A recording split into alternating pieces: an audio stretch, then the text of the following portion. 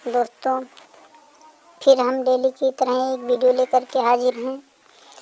अगर आप हमारे चैनल पर नए हैं तो चैनल को सब्सक्राइब और वीडियो को लाइक ज़रूर करें। एक गांव में उज्ज्वलक नामक एक निर्धन बढ़ई रहता था। धन अर्जित करने के प्रयोजन से उसने परदेश जाने का विचार किया और परदेश जाने की यात्रा में घर से रवाना हो गया। गांव पार करने के बाद रास्ते में एक घना जंगल पड़ा। वहाँ उसे प्रसव पीड़ा की लहराती एक ऊँटनी दिखाई पड़ी। उस ऊँटनी ने एक ऊँट को जन्म दिया। बढ़ई को ऊँटनी और उसके बच्चे पर दया आ गई और वह उसे लेकर के घर पर वापस आ गया। उन दोनों को लेकर घर आने के बाद घर के बाहर ही उसने खूंटी पर उसे बांध दिया। वह रोज जंगल से हरे पत्ते ला करके ऊँटनी को खिलाया करता था। कुछ ही दिनों में ऊँटनी स्वस्थ हो गई। वह और उसका बच्चा बढ़ई के घर में ही रहने लगे। ऊँटनी का दूध बढ़ई के बच्चे पीने के काम आता था और कुछ दूध वह गांव में बेच देता था। इसी तरह ऊँटनी उसकी आजीविका का साधन बन गई। समय बीतता गया और ऊँटनी का बच्चा भी बड़ा हो गया। उसका उपयोग बढ़ई माल ढुलाई में करने लगे।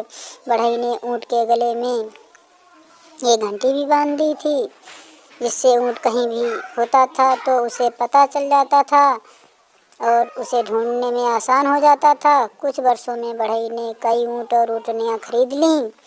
उसका व्यापार अच्छा चल पड़ा। ऊँटनियों का दूध बेचकर वह धनवान हो गया। ऊँटों से माल ढुलाई करवा कर वह अच्छी खासी कमाई करने लगा।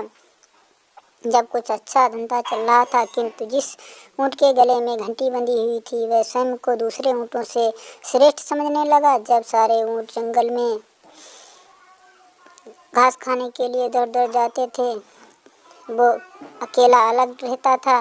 जंगल में जंगली जानवरों का भय था। उस पर उसके गले में घंटी बंधी हुई थी, जिसकी ध्वनि से जानवरों को ऊँट का पता चल जाता था। अन्य ऊँटों ने उसे चेताया, किंतु अपने घमंड में उसने किसी की बात नहीं मानी।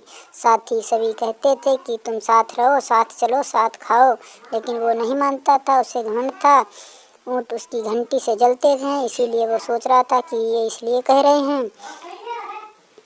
एक दिन जंगल में पत्ते खाने के बाद सारे ऊँट गांव लौटने लगे तो सबने उस ऊँट को भी अपने साथ चलने को कहा, लेकिन वह घमंडी नहीं गया। वह ऊँट वहीं पत्ते खाता रहा तो उसके गले की घंटी बजने लगती थी। एक शेर ने जब घंटी की आवाज़ का पीछा किया तो उसे हष्ट-पुष्ट ऊँट दिखाई दिया। उसे अपना शिकार मिल गया था।